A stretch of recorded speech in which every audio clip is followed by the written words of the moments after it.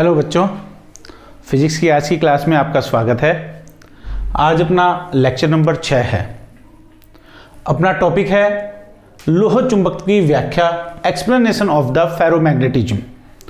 Last term पे अपन ने discuss किया था properties of magnetic substances. 3 type के मैंने आपको सब्सटेंस बताए थे, पैरा, डाया और फेरो। उनकी प्रॉपर्टीज बताई थी, उनमें डिफरेंस बताए थे और उसमें 2 पॉइंट अपन ने डिस्कस किए थे, explanation of diamagnetism and explanation of paramagnetism. अपना ये तीसरा पॉइंट है एक्सप्लेनेशन ऑफ फेरोमैग्नेटिज्म यानी लोह चुंबक की व्याख्या। लोह चुंबक तो है क्या कि लोह चुंबकीय पदार्थों को जैसे ही बाह्य चुंबकीय क्षेत्र की उपस्थिति में रखा जाता है, ये प्रबलता से, शीघ्रता से चुंबकीय क्षेत्र की दिशा में क्या हो जाते हैं, चुंबकित हो जाते हैं। इस गुण को क्या कहा जाता है, लोह चुंबक तो कहा जाता है। So when the ferromagnetic substances are placed in the presence of external magnetic field, then quickly fastly they are attract in the same direction of external magnetic field. This property should be named as ferromagnetism. अब ऐसा क्यों होता है, इसको मैं explain करूंगा। सबसे पहली बात, जैसे मैंने कल आपको बताया था, अनुचुंबकीय पदार्थ। अनुचुंबकीय पदार्थ भी क्या होते हैं, बाह्य चुंबकीय क्षेत्र की उपस्थिति में क्षेत्र की दिशा में अल्प चुंबकित होते हैं। यहां अनुचुंबकीय पदार्थों और लोह चुंबकीय पदार्थों में अंतर सिर्फ एक ही है, वो है तीव्रता का। There is a difference, basic difference between paramagnetic substances and ferromagnetic substances, that is of only intensity। दोनों ही अट्रैक्ट होते हैं, बट जो फेरोमैग्नेटिक है, जो लोह चुंबकीय है, वो हाईली अट्रैक्ट हो जाते हैं किसके कंपेयर में, अनुचुंबकीय पदार्थों के कंपेयर में। लोह चुंबकीय पदार्थों की विशेषता क्या होती है कि इन लोह चुंबकीय पदार्थों में विशेष प्रकार की अन्योन्य क्रियाएं होती है और अन्योन्य क्रियाओं के फलस्वरूप ये क्या करते हैं, अपने गुणों के आधार पर एक विशेष प्रकार के प्रभावी क्षेत्र बना लेते हैं, जिन्हें अपन क्या कहते हैं, डोमेन कहते हैं। और प्रत्येक डोमेन में 10 की घात 11 से लेकर 10 की घात 17 परमाणु होते हैं, जो कि एक ही डायरेक्शन में, एक ही दिशा में संरेखित होते हैं, यानी जिनमें स्थायी चुंबकीय आघूर्ण होगा। मैं इस चीज को एक्सप्लेन कर रहा हूं से किसी भी एक लोह चुंबकीय पदार्थ की स्ट्रक्चर बना रहा हूं, मैं बात कर रहा हूं इसका एक पार्ट, ये इस भाग में जो भी ये परमाणु होंगे, ये सब के सब एक ही दिशा में क्या होंगे, संरेखित होंगे और इनका क्या होगा, स्थायी चुंबकीय आघूर्ण होगा।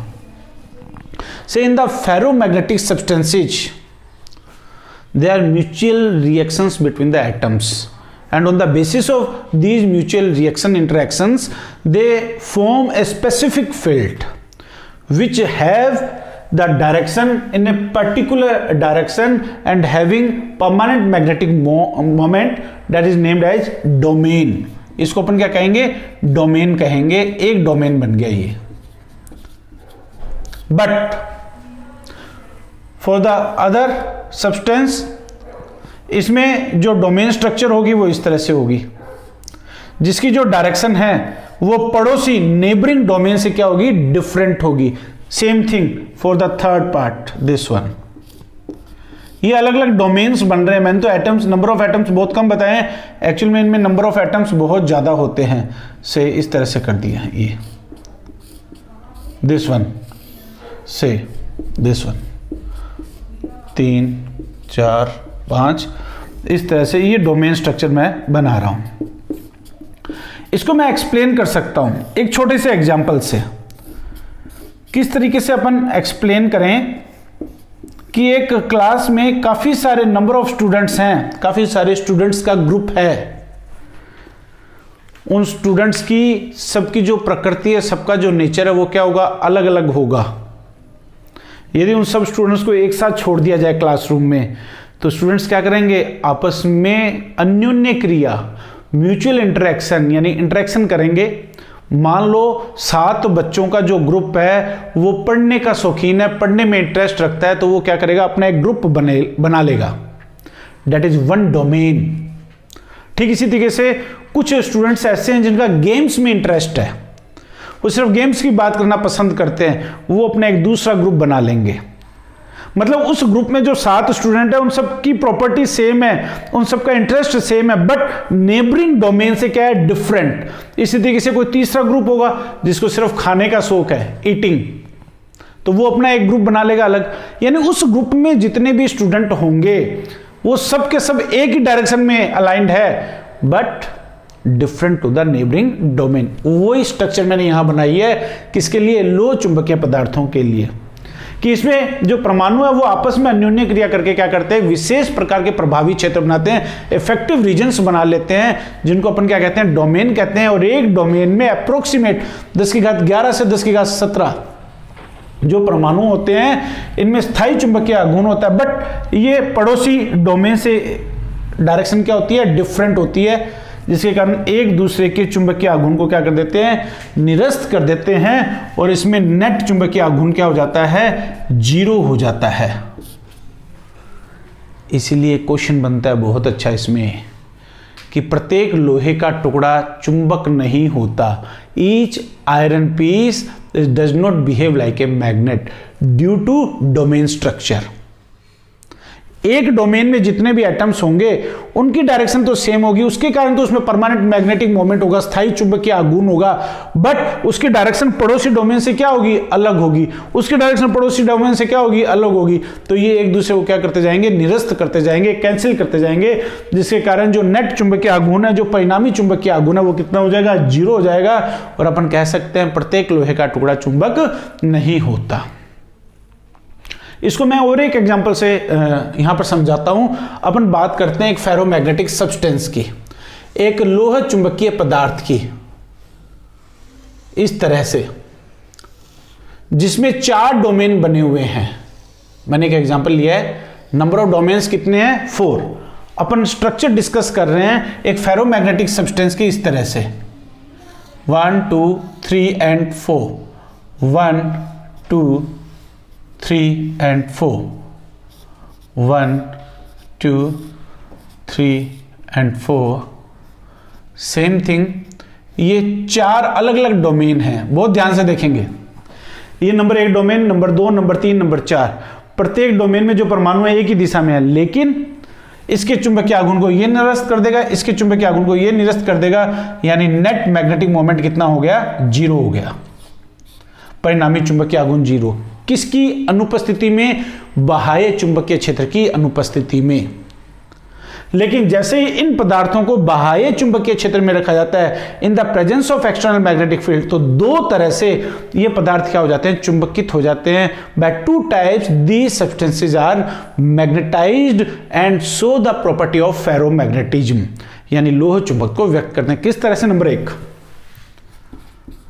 यहां पे मैं बात करूं बाह्य चुंबकीय क्षेत्र की उपस्थिति की, बाह्य चुंबकीय क्षेत्र की उपस्थिति, यानी चुंबकीय क्षेत्र भी 2 तरह का होगा, यानी वीक हो, दुर्बल हो। दुर्बल चुंबकीय क्षेत्र, वीक मैग्नेटिक फील्ड, इस तरह से ये मैग्नेटिक फील्ड है, एक्सटर्नल मैग्नेटिक फील्ड है। तो इस स्थिति में ये जो लोह चुंबकीय पदार्थ है, इसको दुर्बल बाह्य चुंबकीय क्षेत्र की उपस्थिति में रखने पर क्या होता है, उस डोमेन के परमाणु आकार में बढ़ जाते हैं जो बाह्य चुंबकीय क्षेत्र की दिशा में हो। So when the ferromagnetic substances are placed in the presence of external weak field, then the domain having atoms in the same direction of external field will be increase in size and other domains should be decreases in size। यानी जो दूसरे domain होंगे वो तो आकार में क्या हो जाएंगे, घट जाएंगे, और ये आकार में क्या हो जाएगा, बढ़ जाएगा, क्योंकि इसके परमाणुओं के जो डायरेक्शन है वो बाह्य चुंबकीय क्षेत्र की दिशा में, इस तरह से, इस तरह से, इस तरह से, जिससे इन पदार्थ में एक स्थायी चुंबकीय आघूर्ण उत्पन्न हो जाता है और पदार्थ किस प्रकृति को प्रदर्शित करने लगता है, लोह चुंबकत्वीय प्रकृति को प्रदर्शित करने लगता है। इस विधि को अपन कह देते हैं डोमेनों की परिसीमाओं के विस्थापन द्वारा। डोमेनों की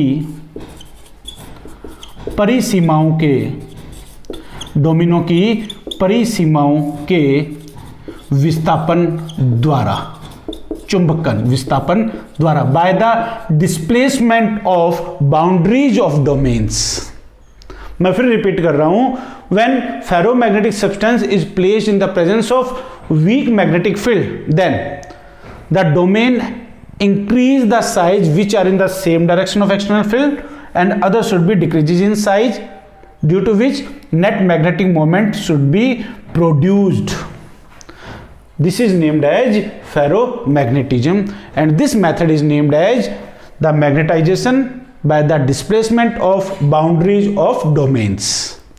कि जैसे ही लोह चुंबकीय पदार्थों को दुर्बल चुंबकीय क्षेत्र की उपस्थिति में रखा जाता है तो उस डोमेन का आकार बढ़ जाता है जिसमें परमाणु चुंबकीय क्षेत्र की दिशा में है, बाकी सभी डोमेनों का आकार क्या हो जाता है, कम हो जाता है। इस गुण को क्या कहा जाता है, लोह चुंबक तो कहा जाता है। क्यों? क्योंकि इसमें बाह्य क्षेत्र की दिशा में चुंबकीय आघूर्ण उत्पन्न हो जाता है, और इस विधि को कहा जाता है डोमेनों की परिसीमाओं के द्वारा चुंबकन होना। नंबर सेकंड मेथड यदि मैं बात करूं, क्या यदि स्ट्रॉन्ग मैग्नेटिक फील्ड यानी प्रबल चुंबकीय क्षेत्र की उपस्थिति की बात की जाए, प्रबल चुंबकीय क्षेत्र की उपस्थिति की बात की जाए, इस तरह से स्ट्रॉन्ग मैग्नेटिक फील्ड की प्रेजेंस की जाए, से दिस वन, ये strong external magnetic field apply किया गया है किस पर, इस फेरोमैग्नेटिक सब्सटेंस पर, लोह चुंबकीय पदार्थ पर। तो इसमें क्या है, ये स्ट्रॉन्ग मैग्नेटिक फील्ड है, तो ये क्या करेगा, सबके सब एटम्स को क्या करेगा, रोटेट करेगा, इन पर क्या लगाएगा, टॉर्क लगाएगा, बल आघूर्ण लगाएगा। उस बल आघूर्ण के कारण सारे के सारे डोमेन घूमकर चुंबकीय क्षेत्र की दिशा के अनुदिश क्या होने लगते हैं, संरेखित होने लगते हैं, bye the rotation of all the domains in the same direction of external magnetic field, इस तरह से। तो ये सारा पदार्थ जो है वो कैसी प्रकृति शो करेगा, लोह चुंबकत्व की प्रकृति को प्रदर्शित करेगा। इस विधि को कहते हैं डोमेनों के घूर्णन के द्वारा, by the rotation of domains. अपन लिखेंगे डोमेनों के घूर्णन द्वारा। इस तरह से मैं फिर इसको रिपीट कर रहा हूं कि लोह चुंबकीय पदार्थ की अपन बात करें, लोह चुंबकीय पदार्थ और अनुचुंबकीय पदार्थों में अंतर सिर्फ तीव्रता का होता है। लोह चुंबकीय पदार्थों में जो परमाणु हैं आपस में अन्योन्य क्रिया के द्वारा विशेष प्रकार के प्रभावी क्षेत्र बनाते हैं, जिन्हें क्या कहा जाता है, डोमेन कहा जाता है, जिसमें प्रत्येक डोमेन में 10⁻11 से 10⁻17 परमाणु होते हैं, जो कि सारे के सारे एक ही दिशा में संरेखित होने के कारण इनमें स्थायी चुंबकीय आघूर्ण होता है। परंतु प्रत्येक डोमेन की जो डायरेक्शन है वो पड़ोसी डोमेन से क्या होती है, अलग होती है, जिससे ये अनियमित रूप से व्यवस्थित होने के कारण, यादृच्छिक व्यवस्थित होने के कारण एक दूसरे के चुंबकीय आघूर्ण को क्या कर देते हैं, निरस्त कर देते हैं, और नेट चुंबकीय आघूर्ण कितना हो जाता है, 0 हो जाता है। इसलिए अपन कहते हैं प्रत्येक लोहे का टुकड़ा चुंबक नहीं होता। यदि अपन एक एग्जाम्पल लें किसी भी एक ऐसे लोह चुंबकीय पदार्थ का जिसमें 4 डोमेन हो, इनको जैसे ही बाह्य चुंबकीय क्षेत्र में रखा जाए, यदि दुर्बल चुंबकीय क्षेत्र में रखा जाएगा तो डोमेनों की परिसीमाओं के विस्थापन द्वारा ये सारा पदार्थ चुंबकित हो जाता है बाह्य क्षेत्र की दिशा में, इसको लोह चुंबक तो कहते हैं। और यदि इनको प्रबल चुंबकीय क्षेत्र की उपस्थिति में रखा जाता है तो सबके सब डोमेन घूर्णन के द्वारा बाह्य क्षेत्र की दिशा में आ जाते हैं। इस गुण को क्या कहा जाता है, लोह चुंबकत्व। इतनी ही थ्योरी लिखनी है, ज्यादा ध्यान डायग्राम्स पर देना है, आपको एग्जाम्पल्स पर देना है। Due to irregular and randomly arrangement of all the domains, they cancel out the magnetic moment of each other and net magnetic moment should be 0. This is the reason we say each iron piece does not behave as a magnet. When these substances are placed in the external magnetic field having weak magnetic field, then due to the displacement of boundaries of domains, there is a net magnetic moment should be produced in the same direction of external field, which is named as ferromagnetism. And when placed in the presence of external magnetic field, strong external magnetic field, then all the domains should be rotate in the same direction of magnetic field, and this property is also named as ferromagnetism. तो बच्चों ये लोह चुंबक की व्याख्या आपकी 3 point मैंने आपको बता दिए, प्रतिचुंबकीय, अनुचुंबकीय और लोह चुंबकीय। इन्हीं से रिलेटेड मैंने 2 टॉपिक आपके छोड़े थे। 2 टॉपिक क्या छोड़े थे? पहली बात मैंने आपको बता दिया, प्रतिचुंबकीय पदार्थ ताप पर निर्भर नहीं करते। So the diamagnetic substance does not depends on the temperature. Second, अनुचुंबकीय पदार्थ यानी पैरामैग्नेटिक सब्सटेंस जो है वो टेम्परेचर पर डिपेंड करते हैं। कौन से लॉ से डिपेंड करते हैं? क्यूरी लॉ से, क्यूरी नियम से निर्भर करते हैं। और थर्ड, लोह चुंबकीय पदार्थ यानी फेरोमैग्नेटिक सब्सटेंस क्यूरी वाइस नियम से डिपेंड करते हैं। इन दोनों नियम के बारे में आपसे क्वेश्चन भी, न्यूमेरिकल भी पूछा जा सकता है, स्टेटमेंट भी पूछा जा सकता है। मैं सबसे पहले बात करूंगा क्यूरी लॉ की, से क्यूरी लॉ, क्यूरी नियम। सीधा सीधा स्टेटमेंट भी दे सकते हैं और 3 टर्म में भी इसको अपन एक्सप्लेन कर सकते हैं। मैं बता सकता हूं यहां पर क्या, अनुचुंबकीय पदार्थों के लिए, फॉर द पैरामैग्नेटिक सब्सटेंसेज, अनुचुंबकीय पदार्थों के लिए,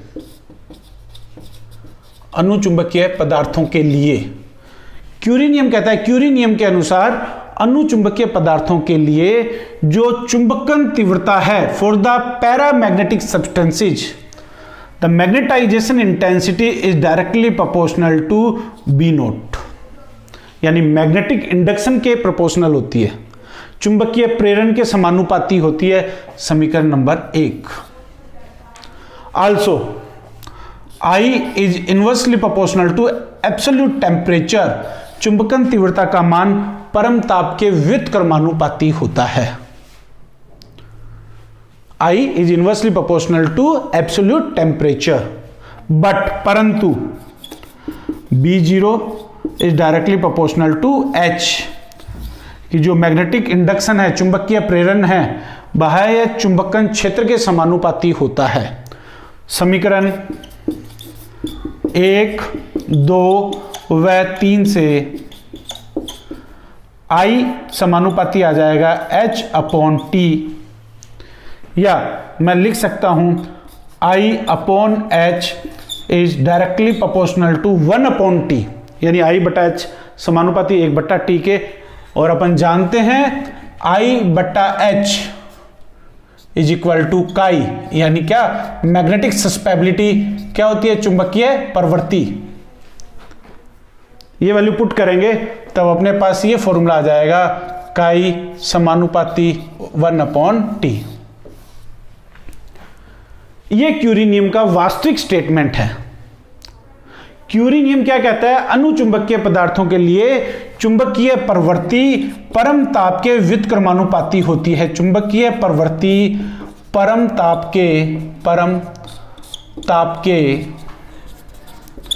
व्युत्क्रमानुपाती होती है, व्युत्क्रमानुपाती होती है।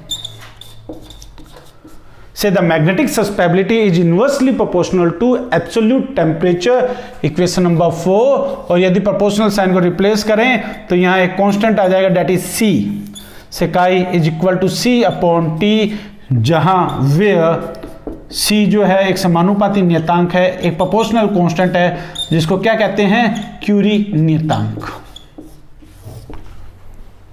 ये आपका क्यूरी नियम है। यानी क्यूरी नियम क्या है? क्यूरी नियम के अनुसार अनुचुंबकीय पदार्थों के लिए चुंबकीय प्रवृत्ति परम ताप के व्युत्क्रमानुपाती होती है। 1 नंबर की वेटेज का पूछा जाए तो सीधा सा इतना स्टेटमेंट लिख दे, और ये 2 नंबर की वेटेज में क्वेश्चन पूछा जाए तो आप कंटिन्यूस यहां से लेकर यहां पर खत्म कर दें। इसी से रिलेटेड है Curie Weiss law, Curie Weiss law, Curie Weiss नियम। जो क्यूरी नियम था उसमें वाइस ने एक संशोधन कर दिया। क्या? ये नियम बताता है लोह चुंबकीय पदार्थों की ताप पर निर्भरता। It tells about the dependence of ferromagnetic substances on the temperature. According to this law, इस नियम के अनुसार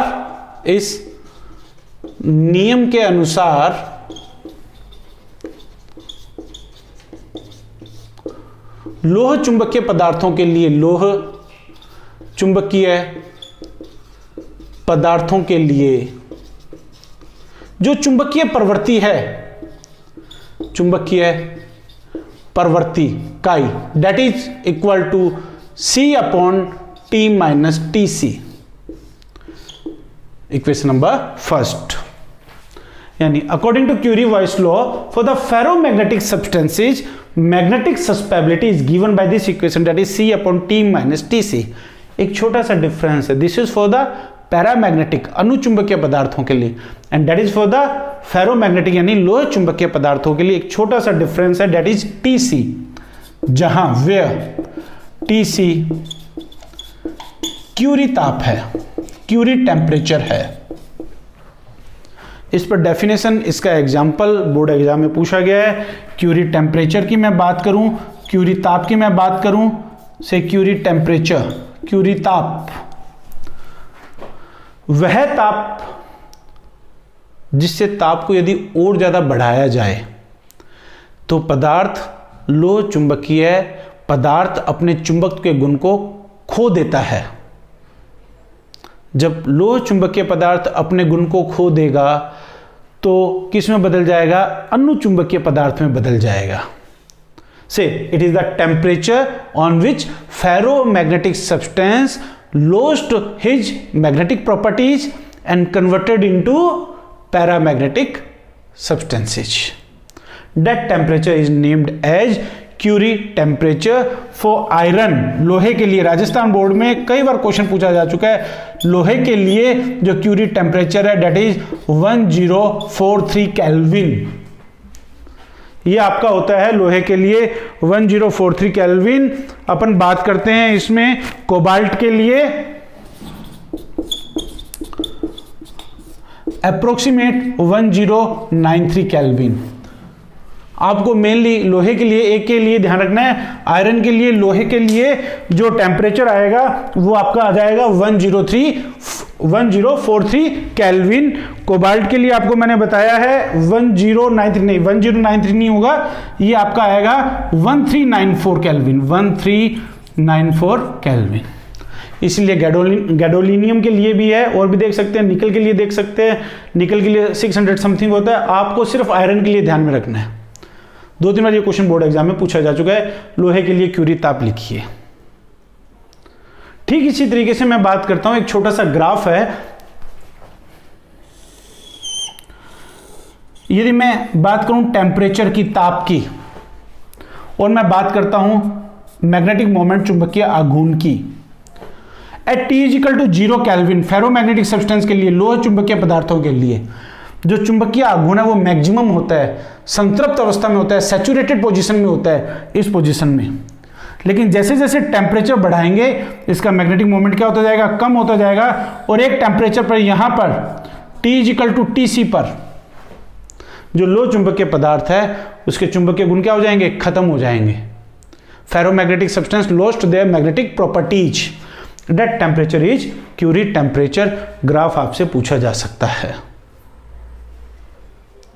ये आपका लोह चुंबकीय, अनुचुंबकीय, प्रतिचुंबकीय तीनों पदार्थ, उनके ऊपर आधारित आपका क्यूरी नियम, क्यूरी-वाइस नियम। ये आपके टॉपिक कंप्लीट है। इसी में अपन अब नेक्स्ट डिस्कस करेंगे मैग्नेटिक फ्लक्स। और मैग्नेटिक फ्लक्स से रिलेटेड एक छोटा सा पॉइंट बीच में रह गया था आपका, गॉस लॉ। चुंबकत्व के लिए गाउस का नियम, फॉर द मैग्नेटिक फ्लक्स से रिलेटेड ही है, मैग्नेटिज्म के लिए ही है। गॉस लॉ छोटा सा स्टेटमेंट है, वो अभी अपन डिस्कस करेंगे। तो अपना नेक्स्ट टॉपिक है चुंबकीय फ्लक्स।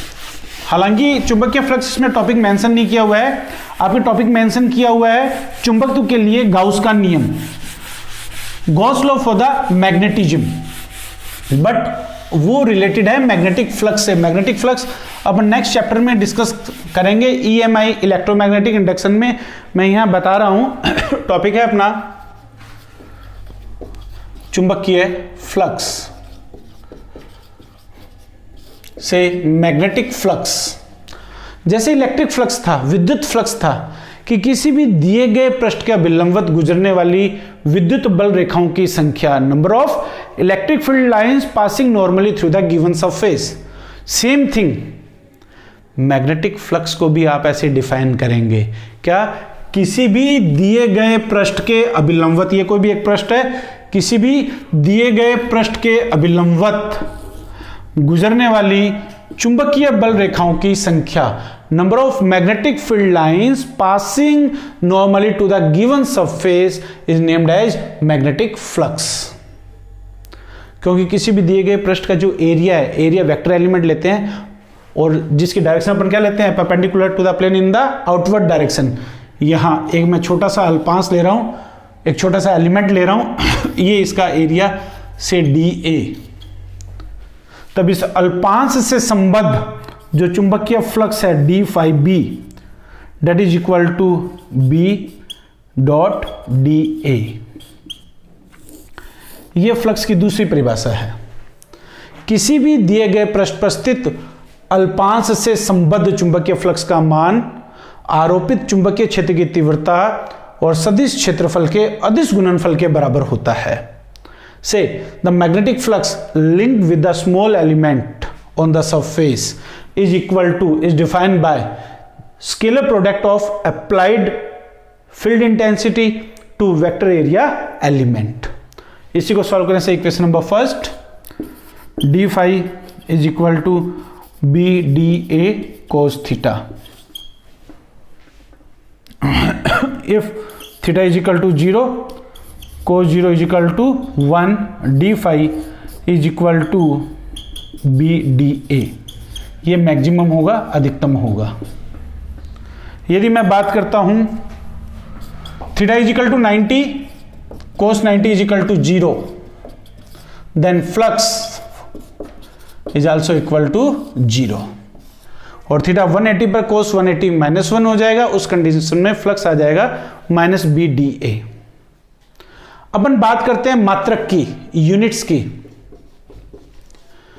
मात्रक सबसे पहला मैंने आपको बताया हुआ है यहां पर वेबर पर मीटर स्क्वायर, किसका, इंटेंसिटी की यूनिट बताई हुई है, इनटू मीटर स्क्वायर है। मीटर स्क्वायर से मीटर स्क्वायर क्या हो जाएगा, कैंसिल। तो पहला मात्रक मैं लिख सकता हूं वेबर, फिर लिख सकता हूं वहां टेस्ला बताया हुआ है, बी का मात्रक tesla into metre square, newton पर एम्पियर मीटर, ऊपर मीटर स्क्वायर से गुना है तो ये आ जाएगा न्यूटन मीटर पर एम्पियर। सीजीएस यूनिट वहां बताया हुआ है गॉस, यहां हो जाएगा गॉस इंटू सेंटीमीटर स्क्वायर। दूसरी बताई हुई है मैक्सवेल पर centimetre square, into centimetre square करेंगे, सेंटीमीटर स्क्वायर से सेंटीमीटर स्क्वायर कैंसिल, ये आ जाएगा मैक्सवेल। ये इसकी यूनिट्स। तीसरी बात, यदि मैं पूरे के पूरे दिए हुए सरफेस को छोटे छोटे एलिमेंट से बना हुआ मानूं, छोटे छोटे अल्पांशों से मिलकर बना हुआ मानूं, तब निर्गत कुल flux phi b total integration for the close path that is B dot DA। किसी भी दिए गए पृष्ठ से निर्गत कुल चुंबकीय फ्लक्स का मान चुंबकीय क्षेत्र की तीव्रता के पृष्ठीय समाकलन के बराबर होता है। ये एक छोटी सी डेफिनेशन है, फिर मैं इसको बताऊंगा EMI में, लेकिन इसी से रिलेटेड जो पॉइंट है वो आपका है चुंबकत्व के लिए, चुंबकत्व के लिए गाउस का नियम, गाउस का नियम, Gauss law for the magnetism. बिल्कुल सिंपल सी बात ध्यान रखनी है, क्या कि गाउस का नियम क्या कहता है, phi b किसी भी दिए गए पृष्ठ से संबद्ध कुल फ्लक्स से integration B dot DA is always equal to 0।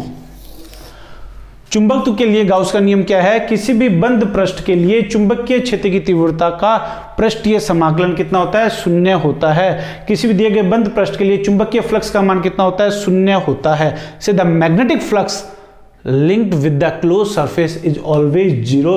This is the Gauss law for the magnetism. इसका मीनिंग क्या है, इसकी इंपॉर्टेंस क्या है। जैसे अपन ने इलेक्ट्रोस्टैटिक्स में स्थिर वैद्युतिकी में गाउस का नियम क्या पढ़ा था, वहां बताया था phi E is equal to Q upon epsilon naught, कि पृष्ठ के अंदर कुल आवेश पृष्ठ के अंदर परिबद्ध कुल आवेश यहां पर कितना है 0। इसका मतलब ये क्या कहता है कि उस क्लोज पाथ के अंदर कितने पोल्स होंगे, 2 पोल्स होंगे। 2 पोल्स नहीं होंगे तो ये रूल ही लागू नहीं होगा। यानी सीधी सीधी सी बात, पहली बात, ये नियम क्या बताता है कि जो चुंबक है, जो मैग्नेट है, उस पर मोनोपोल एग्जिस्ट ही नहीं करेगा, एकल ध्रुव की उपस्थिति संभव नहीं है। क्यों नहीं है? क्योंकि यदि एकल ध्रुव की उपस्थिति होती तो यहां पर m या -m आता, इंटू 1/ε0 को अपन μ0 से रिप्लेस करते। दूसरी बात, ये क्या कहता है, अब जब डाइपोल है, 2 ध्रुव है, तो ये कहता है उनकी पोल स्ट्रेंथ सेम होगी और नेचर में क्या होंगे, ऑपोजिट होंगे। तो ये 2 पॉइंट अपन लिख सकते हैं कि चुंबक के लिए गाउस का नियम क्या बताता है कि एकल ध्रुव की उपस्थिति संभव नहीं है, monopole does not exist. Number second, on the magnet there are 2 poles of same pole strength but of opposite nature. This is the importance of Gauss law in the magnetism, चुंबक के लिए गाउस का नियम। अब इसी topic को मैं आगे लेके चलूंगा, आगे बढ़ाऊंगा, मैं डिस्कस करूंगा BH कर्व को, चुंबकीय शैथिल्य कर्व, मैग्नेटिक हिस्टैरिसीस कर्व और उसकी इंपॉर्टेंस। ये टॉपिक अपन बच्चों नेक्स्ट क्लास में डिस्कस करेंगे। इस क्लास के लिए इतना ही काफी है। Thank you.